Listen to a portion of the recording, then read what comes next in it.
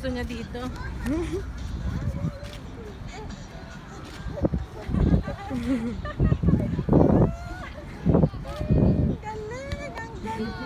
Dito ka pala dapat mag-practice ng lakad eh.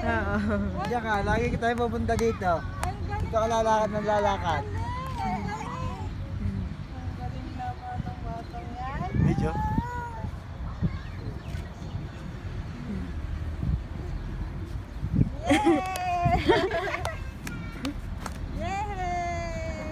Tama na.